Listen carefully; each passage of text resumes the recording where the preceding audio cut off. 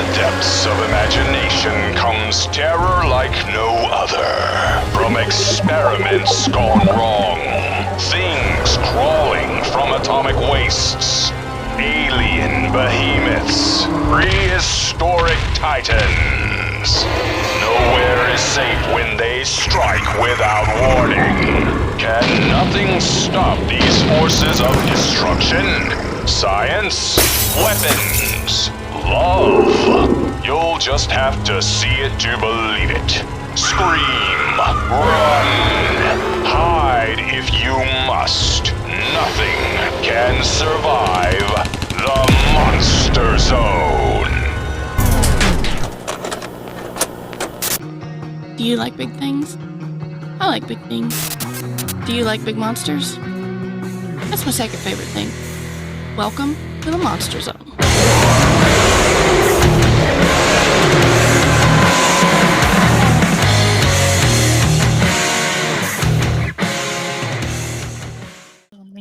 Yes, welcome everybody. How is everybody doing today?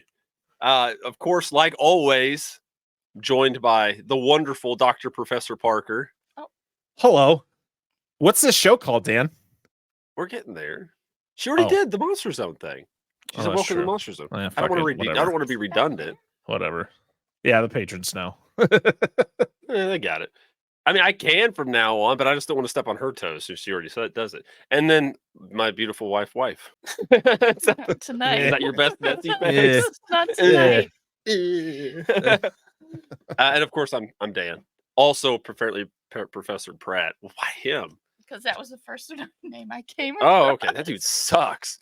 Anyway, Well, today we are, oh God, we're talking about a movie that I had actually heard of before, but only on one of my collection of like monster movie / dinosaur movie like tapes, the compilations like Hollywood Dinosaur and what was the other one? Fantastic Beasts of Hollywood, whatever. It's one of those. Anyway, we're talking about the Loch Ness Horror, which it says 1982 is when it was made, but I kept thinking I heard stuff about 1981 as well. So it says 1981, but it was released in 1982. So it's one of those things. One of those movies. Yeah, Probably for many reasons. Deep, dark, cold, frightening. Not to those living on its shores, but to those outsiders who threaten its world-famous secret, the Loch Ness Monster, this is a warning. There is something in these waters. And it is alive. The Loch Ness Horror.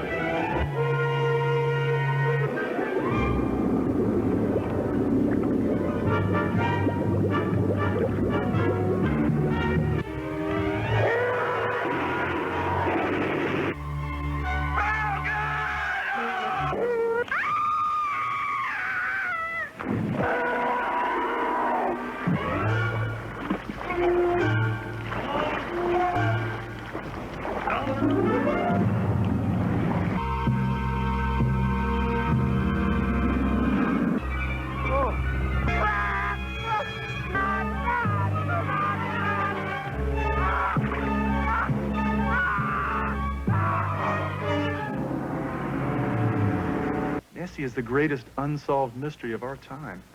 They call her a monster. And still they come. The curious, the thrill seekers, the scientists, the hunters who would kill for profit. Shorty, I tell you, she's out there.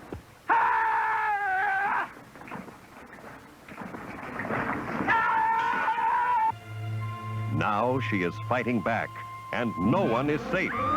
Easy. At last, the world's most treasured story comes to the screen. Yeah, I'm sure hearing that the gentleman that created this was known for making schlocky movies. Yeah. Yep. His nickname was the Schlockmeister. Hey, we can't all be Roger Corman, but you got to sometimes slot below that guy. All right, but we are mixing up the format a little bit here today because we're gonna do some different stuff. So we're kind of like branching out to give different types of content. But we're gonna talk about this lovely. Sorry if you can hear that. Our cat is going crazy. It's running along the base of the bed. like claws into the bed, scooting its back against the ground, just like I think it's fine. I don't hear it. Okay. he's having a hell of a He is- time. I wish you could see it, but it's too bad. He's in murder mode. Like he will kill you if you. There he went. Yeah, he just ran in the background. People who are watching the video. Anyhow, so I guess it doesn't matter. Like, there's no real spoiler. We're just kind of like just going to discuss the film. So I'm just going to ask right off the get go, what did you guys think of this movie? It's a big pile of hot garbage. Oh, This movie is not good at all. Like, there's not even redeeming factors of this. Even the performances are horrible. The accents, why did they even try? They're just so bad.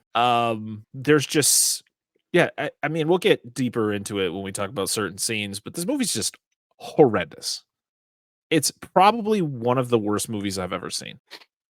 that's fair.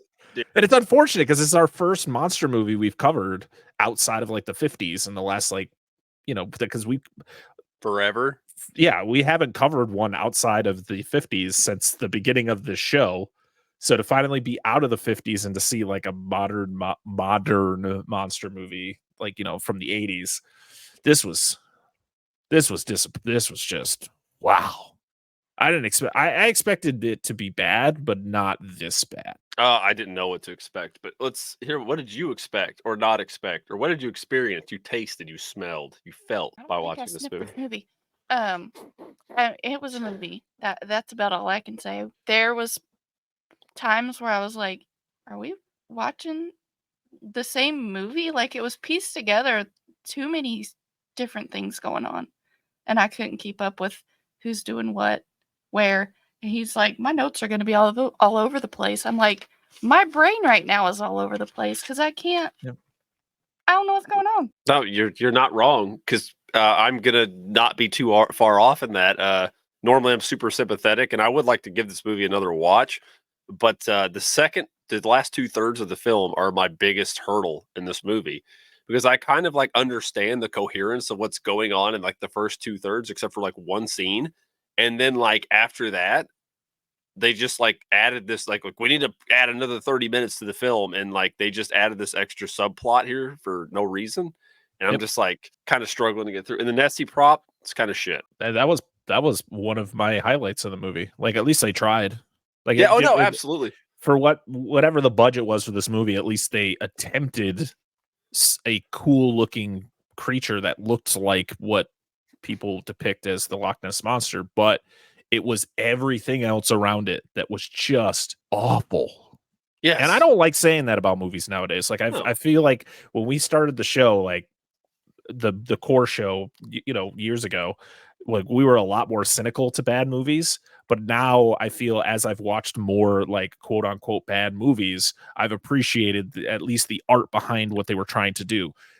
I think this guy was trying to make a bad movie on purpose. Like, I think he went in there going, I know this is going to be bad. I'm going to make sure it's fucking terrible. This guy, Larry Buchanan, is the director, by the way, just to give a little facts on the people behind this movie. He has a nickname called the Schlockmeister. He was known for making bad movies. He wrote this movie. He produced it alongside, I'm guessing, his wife or his sister. I don't know. Jane Buchanan. And then his son, I think it was his son, is in this movie. He plays one of the main characters, Spencer Dean. Are you serious? Like, this guy, and then another Buchanan edited the movie. And goddamn, I hope this Randy Buchanan never edited a movie ever again, because it's some of the worst editing I've ever seen. Like, there's the editing, the acting, this movie is just awful. It's just awful. There's and we'll fool around with this a little bit, but I'm going to give a synopsis for you guys here in just a minute. A brief synopsis. But that was one of my biggest issues with the movie, is the editing, because there's literally scenes in this movie where they're just like on the dinosaur, or like people driving a boat for like way too fucking long. Like, what are you guys doing? We get it. It's it's the monster, whatever. And they're just taking a boat for a cruise on the weekend. Like, fantastic. Do something else. My favorite part about watching this movie was, for the first like half hour to 35 minutes, I got to watch it with my wife, and we were pretty much doing a MST3K commentary track Mm-hmm. along with the movie. And I would, if I were to watch this movie again, it would be for a commentary track. Like we would have to get together and watch it and do a commentary, because that's the only way I feel I could enjoy this movie again, is just making fun of everything that happens in this movie. I stated before, what are we doing with the accents? Oh my God. Some people just give up. Yeah. One girl, she's trying real hard and she's got the best one, but it's still horrendous. And then one guy is British trying to do a Scottish accent, and he just goes, what am I doing? Like, I'm just gonna be British because that's who I am. Well, on that note, real quick, I'm just gonna give a brief synopsis of this movie. So literally, it's about, of course, Loch Ness, and it involves essentially a character named Professor Pratt that's trying to find the Loch Ness monster that nobody has ever found in ever. And then suddenly it shows up when these couple divers he pays for go down there. It just shows up. Like, no, nobody's found it in 1,400 years. It just decides to show up just this one day. Nessie is the most elusive creature in history, but yet pops up 45 times in this movie. Just out of the blue, just pops up in the middle of the day and just goes, whoa, and then sinks back down to the water. That's it. Why does Nessie sound like a TIE fighter? Yeah, that's what I was wondering. I said I have a note in here that she kills someone for the Empire. And it's just like, dude, so Professor Pratt is trying to get evidence, or at least he's trying to get Nessie's egg. Yes. That's his goal. He takes Nessie's egg, and Professor George and then Spencer Dean are trying to find Nessie for good guy purposes. And then he's got who's the fucking angry, I can't remember, Scotsman that his daughter, Jack he's got Jack Stewart. Is lived on the loch forever, and he's got a daughter or a granddaughter named Kathleen that hates Americans, and literally it's all these different parties trying to get stuff, and then there you go. It's these parties, and then there's a dinosaur or the Loch Ness monster, which really I don't know if it's a dinosaur because it's got doodly bops on its head. It looks like this weird water fucking hippo alien thing. And no, that's literally what the movie's about. It's Nessie's egg gets taken. She tries to get it back. These other parties are involved. And then the military shows up at the end for no reason, and another American guy. It's the most convoluted plot I've ever seen because, yes, we start this movie out with an egg. Then it turns into just, I guess, trying to find Nessie. And then we also get this crazy guy who was the first person to take a picture of Nessie, but then the military gets involved for some weird reason. Oh yeah, I forgot Stewart. Would Jack Stewart or John Stewart? What? Jack Stewart. He's Jack the guy Stewart. that took the picture. But then there's the fucking Scottish dude, the crazy guy that lives in the castle. What's he the have fuck to do was with that? anything? That's what I'm Nothing. talking about. They mention him as they go by, the first Scottish guy you see when he gives Spencer Dean the tour of the loch. Yeah. He points up to that little shack up in the top there and tells the story about whoever this guy, I don't remember what is the full story behind him, but it was like this dude who had lost his mind and all that.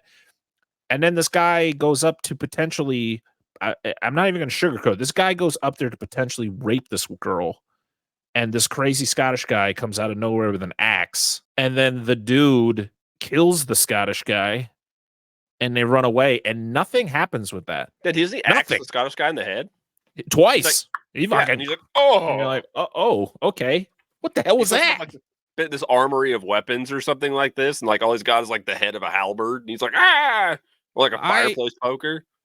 Like I said, I don't think Larry Buchanan had any idea what he wanted with this movie. No. If they just focused on the egg and the fact that Nessie is coming back for her egg and trying to find her egg, that would have been a way better story. But the fact that he was trying to fucking squeeze in 2 or 3 more subplots, and then by the end you're like, oh shit, yeah, this is about an egg. Yeah, and then like 2/3 of the way through the movie, you have Professor Pratt, the bad guy, he's one of those dudes they called me crazy. Listen, you want a better crazy scientist tries to prove his shit's real? Fucking watch Terror of Mechagodzilla. Way better fucking story. And it's also got a giant fish monster in it too. But anyway, not Godzilla. Anyway, So he's like, I'll prove them all wrong, blah, blah, blah, blah, you know, and then I'll prove them with the egg. And he hires these 2 goons, and one dude that gets killed like in the first 5 minutes, and the other dude dies 15 minutes later when he gets dragged into the water in his fucking sleeping bag because he didn't want to zip the damn thing. And the whole time the professor's like, I'm going to hide in my Volkswagen microbus. It'll never get he's me just in here. standing there. He's just in there like, sorry, buddy. Tough I can't shit. do anything. See you later. As I the don't dude's have like to in pay his you. sleeping bag, like, I can't just squirm out of this. Yeah. Gets Why dragged into the not? water. Right before the guy dies, Oh, gets pulled to Lord. right before he gets pulled in the log, he's like, Nessie, you're a dick. And just Yeah. Makes those noises. Yeah, that's the exact noises. Well, it's better than the TIE fighter noises. Oh I- my God. I thought I was hearing things when I first heard No. Nessie do the roar, and then it's the scene when the couple gets attacked in the raft. Yeah. And that's when you get the full TIE fighter effect. You're like, wow. This is wow. What about when Andrew- Nessie, like these 2 military guards are there, and Nessie uses fucking telekinesis, or no, kills these. No, hold on, I gotta reword this. Kills these 2 guards without touching them with fucking mind bullets. That's telekinesis, Kyle. Love it. And then like they just vanish. Like he goes in for the kill. Oh, yeah. It's like, oh, and they're gone. And then Professor Pratt. It looks like a dog with a chew toy because it's like way too long of a scene. Chewing Oh on my his shoulder a God. little bit, nibbling on his ear a little bit, nibbling on his head a little bit, and he just kind of like falls over. And there's like almost no blood. And dude, his revolver jams. He's like Yeah, but like revolvers. He's like hitting. Like they don't do that. how many rounds from these M16s just don't hit Nessie? Is Nessie bulletproof? Like, She has to be. I mean, Dude, this yes. movie. I'm just looking at her again. it's and I one was of like, those things where I was excited when we rolled this movie. Had no idea what it was. I was too. I just didn't expect it to turn out the way it did. It's just so unbelievably convoluted and just plain bad. Like there's Why no does he- redeeming factors in this movie. Why does he cough up blood? He's like he had a gusher in his mouth. Like, dude, he's chewing on your jacket slightly. It's fine. Why does Nessie have steam coming out of its mouth? Okay, some shots of that I thought were neat. Like at night when it like roars, because it would be cold in theory. Yeah, if I'm You going see, through like, Universal Studios on the Well, yeah, Loch but Ness Monster ride. but there's also a shot of Nessie just like broad daylight, just taking a stroll through the woods. Like, hey, what's It's going on? happening? This I is supposed to be a swear. scary monster in a lake. they showed the same scene twice in a row. Yeah. When dude's driving through the forest in his microbus, Yeah. they show it, and it's the same thing, and you just see her. Yep. Like, okay. Doo-doo-doo-doo-doo. Baby elephant she's walk. one of those dinosaurs from that dinosaur park with the really bad renditions of dinosaurs. That's what she is. I thought it looked like the Sinclair dinosaur. Like that's what it looks It's- like. Sinclair she's gas clearly stations for people plastic. who have Oh those. yeah. It looks fucking terrible, dude. I'm sorry. Listen, I that is probably the best part of the movie is the Nessie prop, and it like most of these characters like we haven't really talked about. We should mention, I guess, really briefly just to give them a fair shake. Professor George is a researcher on the lake that's also studying Nessie. What was his name? Fucking Dean, American Spencer dude. Dean. Spencer Dean is an American dude that is completely out of touch with everything. Just shows up randomly and has like he's apparently a scientist too, but has like some special sonar equipment. He's whatever. And then there's This is a Jaw. This don't know. is very much Jaws. or Gorgo. Sure. Like Gorgo is a shitty movie, but it's better than this. Because Gorgo's baby gets captured. I It's a mean, 60s I film. guarantee you there's a lot of things better than this. Like, I don't want to sit here and just shit on this movie the whole time, but there is nothing good about it other than, like we said, the Nessie prop looks decent. And the only other thing I want to point out is the fucking theatrical poster for this movie is awesome. Yes, It we were talking about is trying to find Awesome. I remember looking this movie up when we selected it, and I went, "Oh man, that looks cool." But I should have known better because posters always do that shit. it. Yeah. Yeah. Oh, we forgot to mention the fact that we're also the reason the military shows up is because they found a Nazi plane at the bottom of the lock. Okay, there's another subplot for you guys. It's right at the beginning. Nowhere. Yep.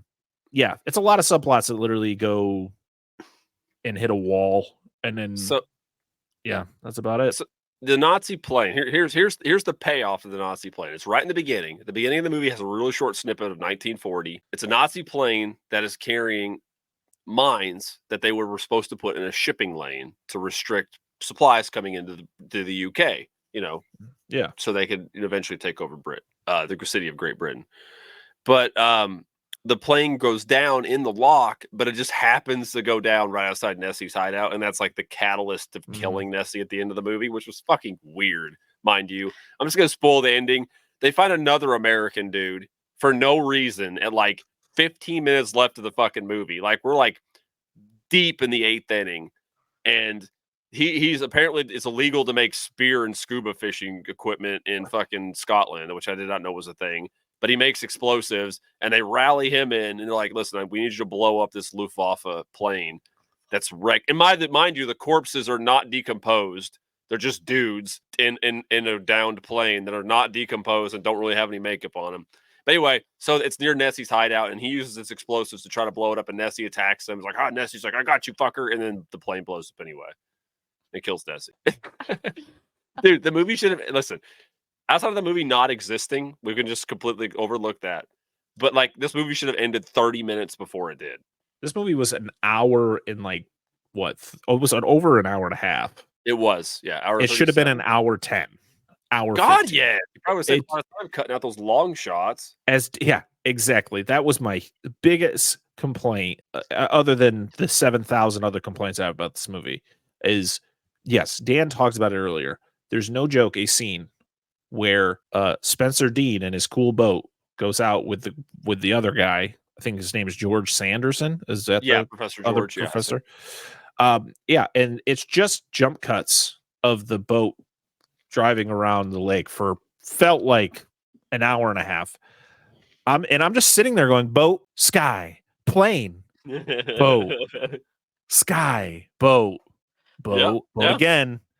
But and the thing is, it's not even like a fluent, like the boat is just driving. It cuts. It's like the boat goes and then it cuts and the boat's going in like a different direction. I'm like, what is happening right now? I wouldn't be surprised if. Oh, go ahead. There's scenes where two characters literally meet each other. I think it was Spencer Dean and George Sanderson when they meet each other for the first time. And I swear to God, they don't say anything to each other for like 10 seconds. They just stare at each other. It's like they don't remember their lines, and then they both reach their hands out to shake their hand, and I'm like, what is going on? So that's not my favorite one. My favorite one is the use of some of the dialogue in this movie. At one point, now I've never heard this term, so please, anybody listening, watching this, please tell me I'm wrong. Spencer Dean refers to them people wanting to capture Nessie to make a fast buck. I've never heard it called that way, like make money quickly. I was quick buck, so it's to make a quick buck. Like I've never heard fast buck, and that may be this was made in the early '80s. And the other thing, it was also written by someone who definitely did not know how to write a movie. So no, that too. But there's also a scene later where Spencer meets Kathleen. And Kathleen hates Yanks apparently, and this is pretty much due to her grandfather. Here's another line before you continue. Oh, please. Jack Stewart says to Kathleen when she first shows up, "Hey, this is Spencer Dean. He's a Yank from, or he's a Yankee from Yank or something, or he's a Yankee who's a Yank." And I went, "Why did you say it like that? Why did you say that? Just say he's a Yankee or a Yank." And then she walks up and goes, "So I hear you Americans like to go to cinemas like 3 times a week and also like to look at magazines with naked ladies." And he just, I just love the response. He just goes, "Yep." And she goes, "Yep," and just storms off. And you're like, you asked the question. Dude, that would lie. Like, who the fuck wrote this exchange? And like, I get that her dad is like her grandfather set shit up for her to like have some like disdain towards Americans for some reason. I'm not 100% sure why. But that line, the whole delivery and reception makes no sense. And then when they meet later, they have almost no interaction after this. And literally like 40 more minutes into the movie, or maybe not that long, like 30 more minutes into the movie, they have like the introduction, like on the boat, and he's just an absolute asshole to her. Oh, he's trying to get with her, and she's Yeah, like, dude. pretty much giving him all the reasons why she's not going to do anything. She's like, you don't do things till you're married, and and then his weird thing is he wants to see her in a dress. He's like, do you own any dresses? I'm like, who the fuck asked that question? The fuck is wrong with this guy? That it also comes from the era of moms telling their girls if guys are mean to them that they like them. So that's Well, another thing it's said is which is not how it works. is when George meets fuck, I cannot remember this guy. I keep talking about him. Spencer for the first time. He's like, I wasn't expecting some like this kind of work from a Yank, and he's like, well, Yeah. I don't know about Yankee, but you'll just have to deal with somebody from Texas. And I think this is the perception that, of course, in the United States, a Yankee is a Northerner. Yeah. Damn Yankees. Yeah, I'm referred to as a damn Yankee. I've been called that before living here. But I think all Americans are just Yankees to the UK and such. I think that's just how it works. I think that was like I don't know if that was meant to like, oh, that's clever, like misinterpretation of like, cultural differences, or it was just really bad writing. It's probably the latter. But I mean, he's par for the course at this point. oh no, absolutely.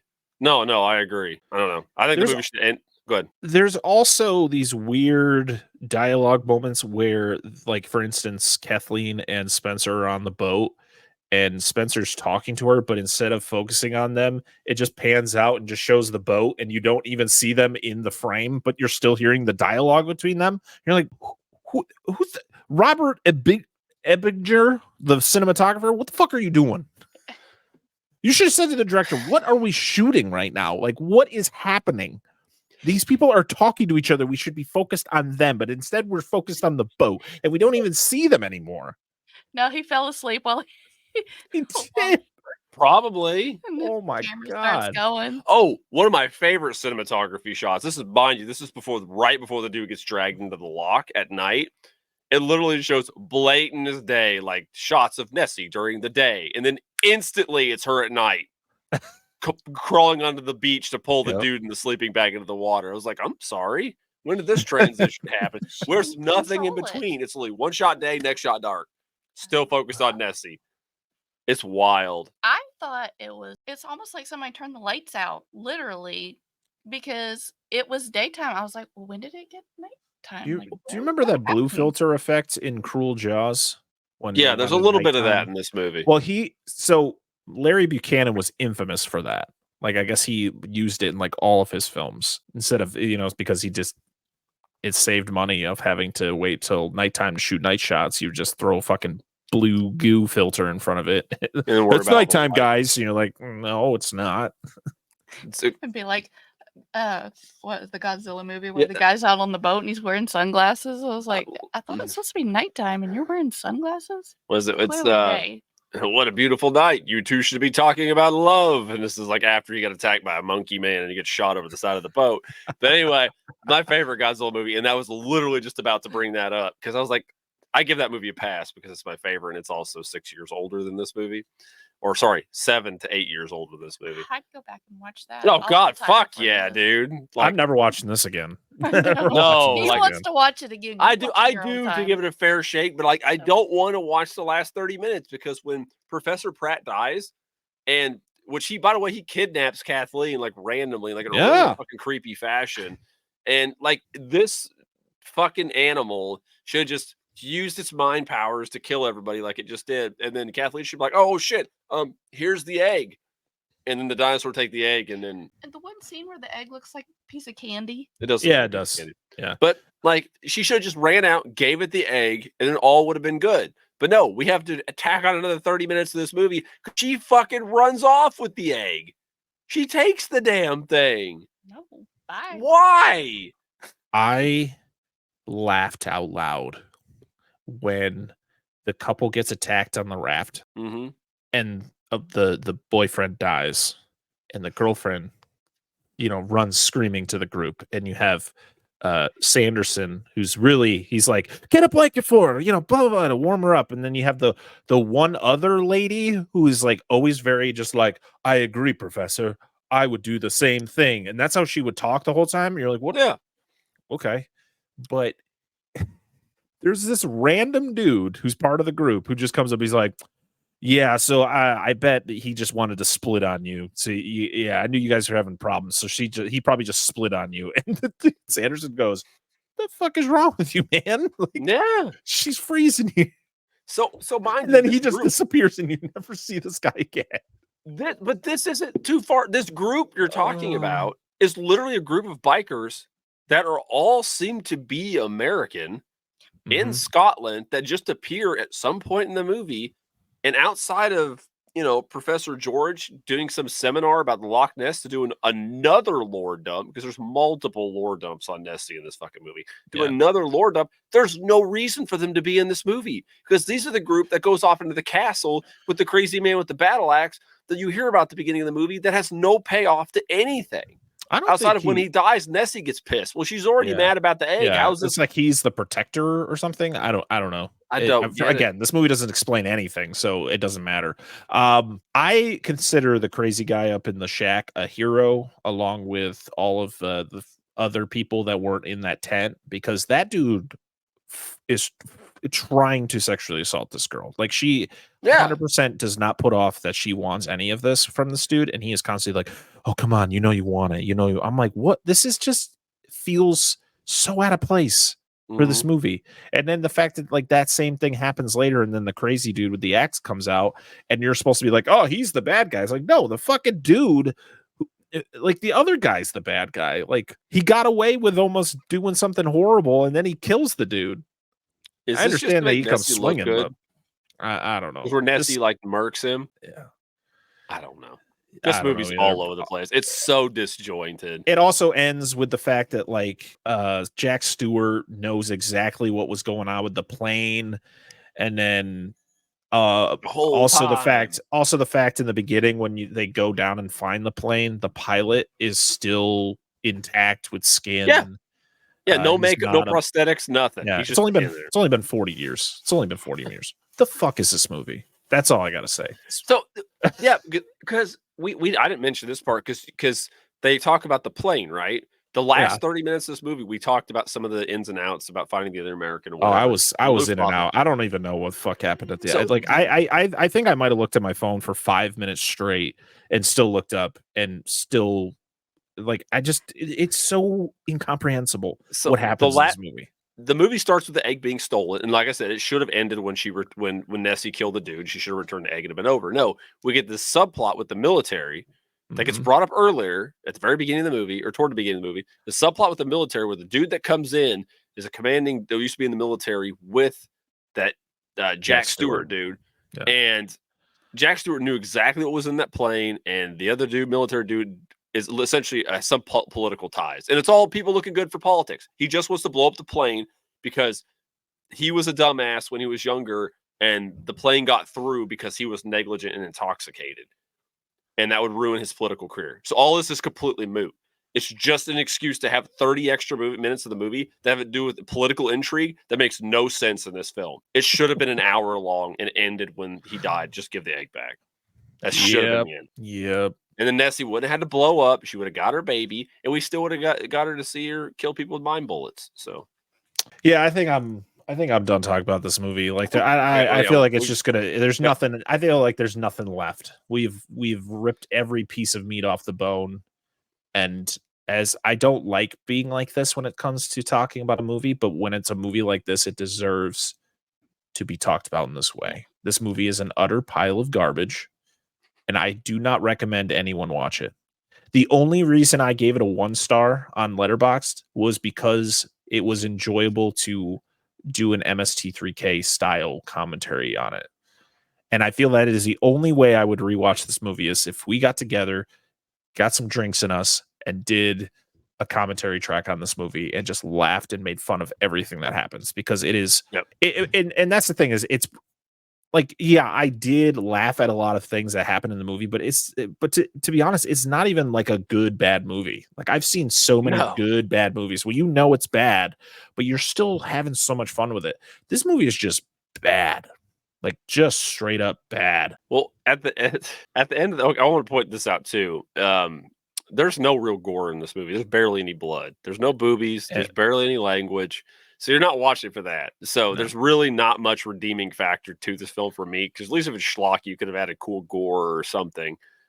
But yeah, honestly, like I agree with Parker. Like, unless you're just absolutely curious, I do not recommend watching it either. But if you want to, it is free on YouTube. In a awful VHS rip. So there you go. Like, I mean, the quality doesn't make it better. No, I it tried sure watching doesn't. it How on the other, and it was it was a daytime movie. It was well, you know, they used to have like the TV personalities like Dr. Lupo and like Sven Gulli and stuff like that. Yeah. They had like one of those, but it was like, was it Commander USA? It had to be a regional one. I've never heard of him before, but it was for the movie, and I was like, I don't know what's in this movie. I don't want to watch it here because they could cut certain things out. We Probably, watched yeah. maybe 5 minutes of it, and the first part, he had a face on his hand, and it went pee. He Behind like a wall. puts He it put it behind a wall, so it can go to the bathroom. and I was like, I don't think we're gonna watch No, this. no idea. But I will say if you watch the YouTube cut, if you watch it, you can fast forward to the end, and there's 2 trailers for movies that look comparably as bad, but more entertaining than this film. So, It doesn't take Oh much. God. I don't know, guys. that's This is all I got. probably the worst movie we've ever covered on any of our shows. Mm-hmm. Definitely does not Um, get the seal of approval. It surpasses Cruel Jaws. I would rather watch Cruel Jaws 100 times over than Yeah. this. So, yeah, this is I do not recommend it. Please let us know, our wonderful patrons at the $5 tier. We have thank you to, I gotta look here. I hate that it doesn't. Can you not? I need Come on, it filtered. Parker, whip it out. I need it filtered, okay? All right. Thank you, Billy Joseph Jr., Andrew Shoding, Jason, Flicks and Friends podcast, and now our newest $5 patron, Corey Morissette. Welcome to the Patreon, and we hope you enjoy your. Sorry that your first Monster Zone episode since becoming a patron is literally on one of the worst movies we've ever seen. But I hope you enjoy the absolute hate we had for it, and thank you for becoming a $5 patron. Yes, thank you very much. And before we wrap it up, I'm assuming we do. Does anybody else have any closing thoughts? No, I just want to stop talking about this movie. Okay, cool. This is great because I will not say this is the worst movie I've ever seen because Monos: The Hands of Fate was the worst movie I've ever seen so far. We didn't even make it 10 minutes into that one. No. But I do want to say thank you very much for everybody that tuned in and listened to this, and like Parker did with all of our patrons and everything. And if this does end up on the free feed for whatever fucking reason, thank you to any of y'all folks that listen. I don't think Parker wants to torture him like that. Oh my God, that'd be brutal. Anywho, we will be back next month with another new episode. But until then, this was Mr. Dr. Professor Parker. My lovely wife Angela, and then me. Bye, everybody. We'll see you guys next time. Goodbye.